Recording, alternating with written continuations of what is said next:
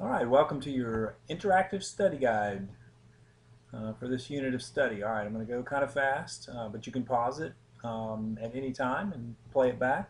So we're going to start with this quadratic inequality, right? And it's got an x squared in it. I need to find the vertex first. Vertex is just a good place to start on the graph. And the formula for vertex is h comma k, where h is equal to negative b over 2a. All right, and so where do I get this b and a thing from? Well, I'm going to expand this. It's 1/2 x squared plus 0x minus 2. Notice it didn't have a b value in there, so I've got my a, my b, and my c. So now I'm going to do this formula to find the h value of the vertex. So negative 0 over 2 times a, which is 1/2. And this turns out to be, well, negative 0 divided by anything, 0 divided by anything is 0. So the h value of the vertex is 0. Now I've got to find the k value. And how do I find that? Well, I take the 0 that I got for h and I plug it back in here for x, and that will give me my k value, or the y value of the vertex. So 1/2 times 0 squared, well, 0 squared is 0, times 1/2 is 0, so that effectively eliminates that part, and I'm left with negative 2. So the y value of the vertex, or the k value, is 0, I'm sorry, negative 2. So 0, negative 2. I've got my vertex. The other points that I find are going to be symmetrical around this. All right, so looking for some other points. Now here's where I don't have my calculator feature on here, but here's where I would find some other x, y values with the table feature on the calculator. Plug in this quadratic function, and I'm going to reset my screen here just so I have a little more space to work with. So that was our 0, negative 2. So I'm going to basically create an xy table for some other values. All right. So if I put a 1 in here, for example, 1 squared is 1 times 1/2 is 1/2, and 1/2 minus 2, that comes up to negative 1.5. So I've got 1 negative 1.5 right there. All right, and then I'm going to put a 2 in here. I put 2 in here, I get 2 squared is 4, and 4 times 1/2, that's like dividing 4 by 2, so that comes up to 2. 2 minus 2 is 0. Alright, so 2, 0. And I know that on the other side here I've got symmetrical points because that was the vertex, so I'm just going to go ahead and put those in there. Now we've got, because it's greater than and not greater than or equal to, I'm going to have a dotted line, so I've got a dotted line that goes through there. Dotted line, whoops, not so good. Dotted line that goes through here. Wow, that's horrible. And then I've got to determine my shading. So I'm going to test out a point. I'm going to test out, well, this point right here, 0, 0. And so I'm going back into my equation. And what I'm going to do is the coordinates of this point is 0, 0. So I'm going to plug in a 0 for y and a 0 for x. And that's just going to make this term go away, and I'm going to end up with negative 2 on this side. So 0 greater than negative 2, well, that is true. So I'm going to go over here, and I'm going to shade in 0, 0 plus everything that's inside the parabola. Okay, so wherever 0, 0 is, I test it. If it's true, then I'm going to shade where 0, 0 is. 0, 0 happened to be on the inside. But if it was on the outside of the parabola, I would have shaded that. Okay, that's basically a graphical image of the solution set. Every point inside here works in this inequality. All right, the x-intercepts were 2, 0 and negative 2, 0. And I just pulled those, sorry for my handwriting, pulled those off of my graph here. And the linear inequality, if I can say it, I'm going to kind of pull it from this number line, and really what I'm doing here is I am pulling out the x-axis on this. It's the same thing. You'll notice that it was over here at negative 2 and positive 2. I'm going to do open circles here because it was greater than but not or equal to. It was shaded on the inside of the parabola. Well, it's going to be shaded on the inside here. How would I know that for sure? I'd test in 0 into my equation and find out that it was true. Um, this is what they call an AND statement. It's shaded in the middle. If it were shaded on the outsides, then it would be an OR statement. So basically, I can write it two different ways. I can just put X in the middle here. Literally, it's in the middle like that. So that's one way to write the linear inequality. Or I can write it X is greater than -2. And where am I getting that? Here's the shaded thing. Shaded part is where the X values are that make it true. And it's on the right-hand side or the greater than side of -2. And X is less than 2. That's on the left-hand side of this boundary. Okay, so this is the other way to write that linear inequality. Either one of those is true. All right, moving on. Sorry it took so long with that one.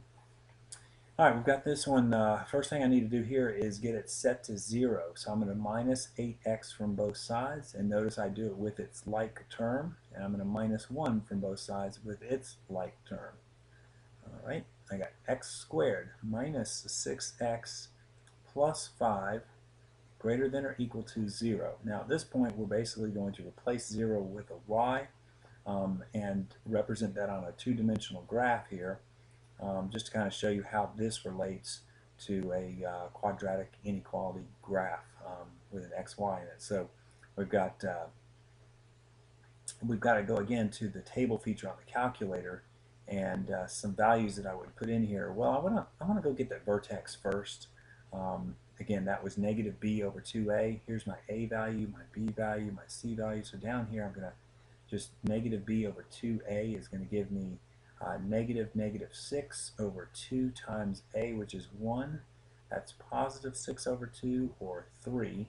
So my vertex is 3 for the x value. And I've got to plug this 3 back in to the original equation, so I get 3 squared minus 6 times 3. Everywhere there's an x, I'm putting the 3 in there. Plus 5 is greater than or equal to 0. 3 squared is 9 minus 18 plus 5. I'm just going to continue to simplify this. 9 minus 18 is negative 9. I got plus 5, and I get negative 4.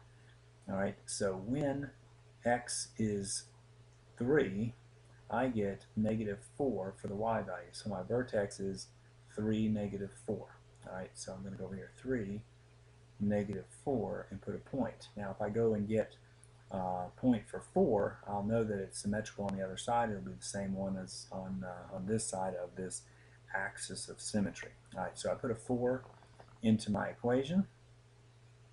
4 squared is 16. Minus 6 times 4, which is 24. So 16 minus 24 is negative 8.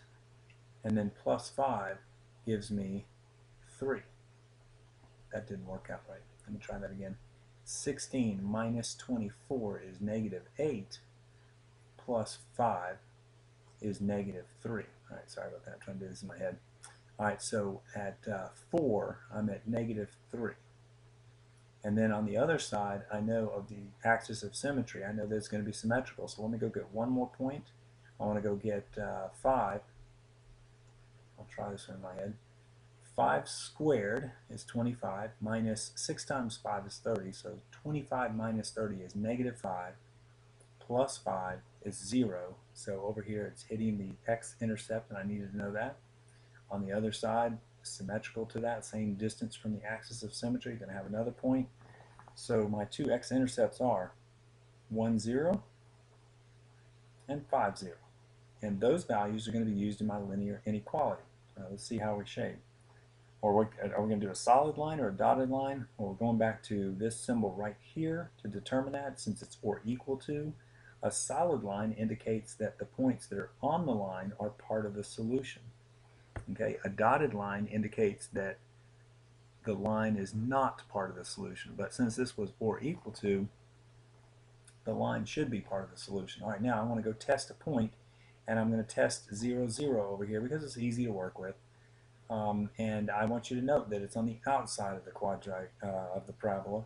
So I go test in 0, 0 into this equation right here, and see if it comes up true. Now 0 for x and 0 for y, we kind of did a little deal here where we're representing this as y right here. So y is 0. When I put 0 in for x, it cancels this out and that out because those all come out to 0. I'm left with a statement that says 5 is greater than or equal to 0. It is true that 5 is greater than or equal to 0, so I'm going to shade where 0, 0 is, including everything on the outside. So here's 0, 0. I'm going to shade this plus everything else that's on the outside. Hopefully that makes sense. I didn't mean to get on the inside there. Oop. All right, so that's my solution set. That's a visual of all the solutions that work in this. Now, to write the linear inequality, basically one of the things I'm doing is let me grab my camera, because I want to show you that what I'm going to do is I'm kind of dissecting or pulling out the x-axis to write the linear inequality. Sorry for that loud sound, but this in effect is my linear inequality on a number line. I want you to notice all I did was pull it out from the graph. The 1 is that x-intercept, the 5 is that x-intercept on a number line. If you were to test 0 on this, you would go back up here and test this, and it comes out true. 5 is greater than or equal to 0. So where 0, 0 is located, that's where the true answers are. So I would shade this, as you can see I already did, and I would shade the outside over here. This is going to be an OR statement. And the reason is because x over here is less than or equal to 1, or x is greater than or equal to 5. The reason I had to say or was because x, a number, cannot be less than 1 and greater than 5 at the same time. So you have to use an or statement there. So it's either less than 1 or equal to, or greater than or equal to 5. All right, that's my linear inequality. All right, moving along. Here's another one. This is in vertex form, so that's kind of nice because remember how this is my h value and this is my k value. Some of you are saying, why didn't you pull out -2? Well, it's x minus h, so h is the number here. If this was +2, then h would have been negative. All right, so my vertex is 2, 6. So I'm going to go over here 2 and up to 6 and put a dot. Now I know that when I'm doing my XY table in the calculator, that 2 is a number in the middle. I'd like to get 1, I'd like to get 3, maybe 4, and 0. All right, 0 is pretty easy, so let me plug that in. 0 minus 2 is -2. -2 squared is 4. 4 plus 6 is 10. I don't even know if that's going to fit on my graph. Probably not. Put a 1 in there. 1 minus 2 is -1. -1 squared turns it into +1. Plus 6 is 7. All right, so 1, 7, that fits on my graph. I know that this is the vertex, so it's going to have a symmetrical dot over here. And again, those other points were somewhere up here, a little bit off my graph. All right, solid line or dotted line? Well, here's our determiner. If this says or equal to, then we're going to go solid line. So I am going to go solid line on this, solid line on this side. And throw some arrows on there. I'm going to test 0, 0 back in it. I put 0 in here, 0 minus 2y, I already tested 0, no, I'm sorry. I'm putting in 0 for y and 0 for x. And on this side it comes out to -2 squared is 4, 4 plus 6 is 10. And I get an untrue statement. 0 is not greater than or equal to 10. It's not true, so 0, 0 is not part of my solution set. So I'm back to shading where 0 is not, which in this case is going to be on the inside of this parabola. All right, that's my solution set. Let's see, there are no x-intercepts, and the vertex was 2, 6. The linear inequality, remember how I talked about using my camera to snag that x-axis from this, but watch what happens here. Is there anything, sorry about that loud noise, is there anything shaded on this? No. Okay, so the solution is, for this one, is no real numbers. Okay, no real numbers. And nothing's getting shaded. Okay, it didn't, by the way, it didn't have any x-intercepts, so they're imaginary, so I wouldn't have anything to put on my number line. I don't think we've run into one like that before. All right, solving the inequality algebraically by graphing the solutions on a number line and writing the linear inequality. So we're skipping the x, y coordinate system. We're just working with x here. What we're going to do is we're going to set it to 0. So plus 6 to both sides. 2x squared minus 8x plus 6 greater than or equal to 0. And now I've got to, I'm going to divide out everything by the GCF of 2. Okay, so I'm dividing every one of these terms by 2 to get a smaller, more manageable quadratic statement to work with. So I divided everything by 2. Negative 8 divided by 2 gave me negative 4. 6 divided by 2 gave me 3. 2 divided by 2 gave me 1. I don't need to put that there. And believe it or not, you're actually dividing the other side. 0 divided by 2 is still 0. Now, the reason I did that was because now I can use my diamond A, B, and C, basement down here in the bottom, ceiling up here at the top, and I don't have to do the modified diamond. What multiplies to give 3? Well, it's only 3 and 1, but if they're both negative, then they do add up to negative 4. Now that gives me two binomials. Some people stop there and think that's the answer, but it gives me two binomials, and if I set each one of those to 0 and solve them, so I say x minus 3 is equal to 0 and x minus 1 is equal to 0 using the zero product property, and I add 3 to both sides. I get x equals 3, so that's my one dividing point, and plus 1 to both sides. Let the computer catch up. Oops, made a mess. X equals 1, that's my other dividing point. So what you're doing is, I think by now most people in this course are starting to see that when you do the diamond and you get these solutions over here, then you just take the opposite of each one, and that's your actual solution for x. So I'm going to put this on my number line. It's important to put it in the right order, 1 and 3. You don't have to get too worked up about everything else. And then I'm going to look for 0. 0 is out here. Sometimes people get confused and think 0 is always in the middle, but 0 is out here. And I'm going to test that, and I know I'm using the wrong line. I'm going to test this in my original equation, or in this one over here, or even in this one over here. So I'm going to test it over here. 0 cancels that out, 0 cancels that stuff out, and end up with a statement that just says 3 is greater than or equal to 0. It is true, so 0 is part of the solution set. So is everything else with it. And if it's on that outside, then it's going to be on this outside. I'm going to shade in these circles because it was an or equal to statement, and this is going to be an or linear inequality. And what I mean by that is x is less than or equal to 1, or x is greater than or equal to 3. You can't say and with those statements because it can't be both. Okay, so it's an or statement. X is less than 1 or it's greater than 3. That shows you all the possible solutions to make this inequality true. Okay, if you need to go back to look at it, I'm going to clear that screen so I can do this one. In fact, I think, well, no, I'm going to pull this up a little bit, give myself some space. And you may want to pause it here and try this one. First thing is already set to 0. Is there a GCF I can work with? No. So I've got two options at this point. I can do the quadratic formula.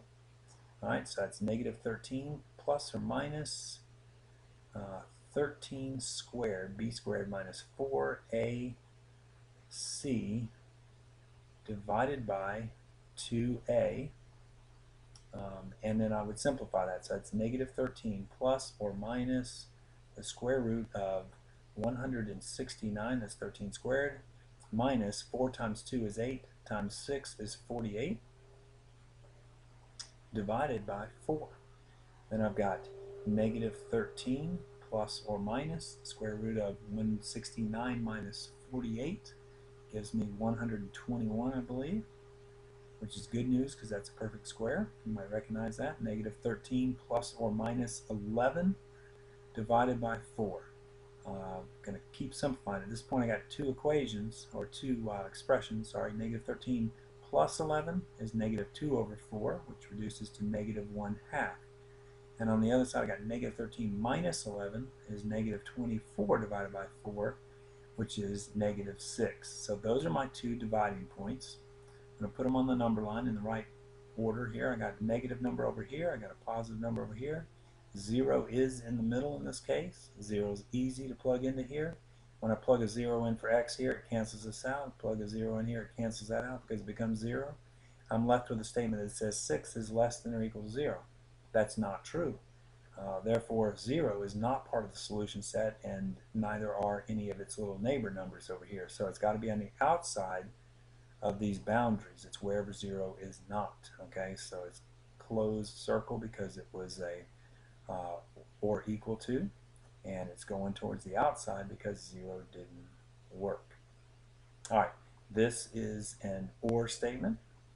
So we're going to write it, x is less than or equal to negative 1/2 because it's shaded on the less than side of that, or x is greater than or equal to 6 because it was shaded on the right hand side of that. Moving right along, you can pause it and rewind if you need to. All right, closed form rule for the nth term of the arithmetic sequences. We're going to write that, and then we're going to find a sub 10, and that means the 10th term in the sequence. Now you could just count up. You'll notice this one is going up by 6s, up by 6. It's an arithmetic sequence, and you could continue this count, but I'd rather you write the rule. A sub n equals the first term, a sub 1, plus the common difference times n minus 1. All right, let's fill in what we know. We're looking for a sub, well, I'm going to leave this as a sub n right now because they want me to write the rule. The first term is negative 4, so I'm going to put that in there for a sub 1, plus the common difference is positive 6, and then we're going to leave n as a variable for now because they wanted us to write the closed rule for it. And then we're going to simplify this. I'm going to do a little distributive property here with the 6. So I got negative 4 plus 6n minus 6. A sub n equals that. A sub n equals, and I'm going to combine my like terms and leave, I got 6n by itself, so 6n minus 10. Or I could have written negative 10 plus 6n. Either way, that's the closed rule. And now I want to use that rule to find a sub 10. So I'm going to go a sub 10, a sub 10 equals 6 times, now this is where we're putting the 10. 10 minus 10, we got 60 minus 10, or 50. 50 is the 10th number on here. So we had our first, second, third, fourth, fifth, 6th, 7th, 8th, 9th, 10th, just kicks. Let's go see if we got it right. 26, 32, 38. I'm just going up by 6 each time. 44, and finally 50. So you can see that our formula worked. All right, this one a little more difficult because it's got some fractions in it. And you can see it's going from 1/4 down to 0, down to negative 4, down to negative half, down to negative 3/4. The next one will be down to negative 1. It's going down by 1/4. Okay, so a little more difficult. And the rule, again, we use the same formula over here. So a sub n equals a sub 1, the first term, negative 1/4, plus the common difference. Whoops, that wasn't negative 1/4. All right, so that was just positive 1/4. That was the first term. All right, so 1/4 plus the common difference of negative 1/4 times n minus 1. All right, so let's simplify a little bit. Distributive property, don't let the fraction scare you. 1/4, and I'm going minus 1/4 n, because negative 1/4 times n is negative 1/4 n. And then negative times negative is plus, well, when you multiply something by 1, you get the same number, so plus 1/4. That was negative times negative gave us that. And now I need to combine my like terms. I've got 2 1/4 over there. That makes 2/4, or 1/2. So that's 1/2 minus 1/4 n. Okay, I could rearrange that. A lot of people like to have it this way, negative 1/4 plus 1/2. Now, to get the 10th number, I'm going to plug a 10 in for the n. Oops. Negative 1/4 times 10 plus a half. Again, don't let this scare you. We're going to drop a 1 under here, multiply across the numerators. So negative 1 times 10 is negative 10 over 4, multiply the denominators, plus 1/2. Well, negative 10/4 reduces to negative 5/2, plus 1/2. We're going to add the numerators, negative 4. Keep the denominator when you're adding, I said keep and then I changed it. Added them. Keep the denominator when you're adding. So negative 4 over 2 is my answer, but I could reduce that or simplify it to a whole number of negative 2. So negative 2 is my answer. All right, this is getting long, but stick with me. This is a great study guide if you want to pause it and attempt this one first and then watch and see how I do it. All right, the first term of the sequence is negative 32. The fourth term is negative 44. What's the common difference? No doubt that you could go into this and go, well, negative 32, that's the first term, second term, third term, and fourth term, and maybe figure out how much you would step across there. I'd like you, because maybe on the test you won't have some that are so close to each other, but let's use this formula. A sub n is equal to the first term a sub 1 plus the common difference times n minus 1. And let's fill in what we know and see if we can find the common difference. So we're going to leave the d for common difference as a variable. A sub n is our fourth term, and that is the value of it is 44. The first term is negative 32 plus, we're going to leave that as a d. N, that was the fourth term, minus 1. N stands for the fourth term. We're going to simplify this. I'm going to do a little distributive property here. I got 44 equals negative 32 plus 4d minus d. All right, so I did distributive property there. I'm going to combine my like terms. 4d minus d, this is like 1d. All right, so that leaves me with 3d. All right, and negative 32, I'm kind of writing this backwards. All right, I'm going to add 32 to both sides, adding 32, and 76 is equal to 3d. I'm going to divide by 3. I don't believe that number is divisible by 3. I hope I didn't do anything wrong. I got a funny feeling I did, but let's see what we get. That was 4d and minus a d, so that seems like it's coming out right. All right, well, 3, the only thing I was questioning is it's not coming up to an integer, because 3 goes into 76 25 times with 1 left over, so it's 25 and 1/3. I feel like I did something wrong, but I don't know what it is. All right, negative 32. Here it is. You probably saw it right up front. I don't think I saw that negative in there. That should have been a negative. This negative 44 plus 32 would still be negative 12. Well, at least it was easy to simplify that one. So negative 12 divided by 3 should have been a negative 4. You were probably yelling at me to do that. So negative 4 is the common difference. And let's just test it out. This goes down to negative 36. That goes to negative 40. You probably figured out a long time ago anyway. All right, I'm going to clear that. You can go back to it if you need to. And we're going to look at this sigma summation notation. Okay, it's a Greek symbol and it just means sum up the numbers from, well, you're going to start by putting a 1 into here and get the first term, and you're going to get the first 8 terms. So it's saying sum up the first 8 terms. And how do you get these terms? Well, you put a 1 into the rule and you go 2 times 1 is 2 plus 5 is 7. So the first term in the sequence is a 7. The second term, you put a 2 in here. You get 2 times 2 is 4, plus 5 is 9. You can see these are going up by 2's. It would be pretty easy at this point to go ahead and 11, 13, 15, 17, 19, and 21. And the reason I stopped at 8 is because the top number here indicates what term number you want to stop with. The first number here indicates what term number you want to start with. And this part over here indicates the rule that you want to use. Okay. And the sigma notation says I want to sum all these numbers up. Okay, now I could go in here and add all these numbers up. Looks like I got 20 here, another 20 there. That makes 40. I got 55. Let me add these two together. 55, 65, 75, 85, 95, 105, 112, I believe is the answer. Let's check it. The way you're supposed to do it, the summation of the first whatever terms is equal to the number of terms in your sequence, if it's an arithmetic sequence, times the first term in the sequence, 7, plus the last term in the sequence, 21, divided by 2. All I'm doing is getting an average of the first and last terms, and multiplying it times the number of terms. This would have been an 8. Okay, so 8 times the first and the last, 28, divided by 2. All I'm getting is an average of those first and last. So 14 times 8, and that is 80 plus 32, that is 112. So that checks out with the sum that I did by hand. Now on the test, you may not have such easy numbers to work with. It may be a bigger rule or something that gets up to.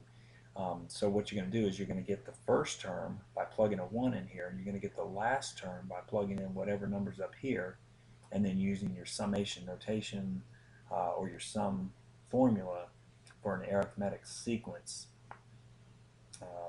to get this number. Okay, I think we got one more problem. Logs are stacked on top of each in a pile. Okay, so the bottom row has 21 logs, so I'm not going to put all 21 on, but it's got a bunch. It's got 21 logs in the first row. The top row only has 15 logs. Okay, so I'm not going to put them all, but top row's got 15.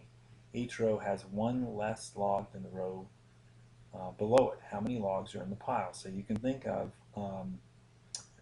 either one of these being the first one. We'll call this the first row, and this the we'll see. They didn't say there's how many. So this is the nth row down here. Now it's pretty easy to figure out. You got 16, 17, 18, 19, and 20. So I got 1, 2, 3, 4, 5, 6, 7. It looks like 7 rows. Okay, and so I've got 7 rows, and they want to know there were 15 in the first one, so I'm going to use that summation notation. So 15 plus the last one, 21, I'm going to divide by 2. That gave me the average of the first and the last, and there were 7 rows in all. So 7 times, and I've got 36 on top divided by 2. 36 divided by 2 is 18, and times the 7 rows. So the average. So what this is saying is the average row has 18 logs in it. Well, if there's 7 rows, then I'm going to multiply that and get 70 plus 56 is 126. I do believe that's the correct answer. All right. Yep, that's it. All right. Well, good luck on that, and go back and maybe try some problems. And without looking at the answers, maybe you've forgotten them by now, and just see if you're getting it correct. Good luck on that test.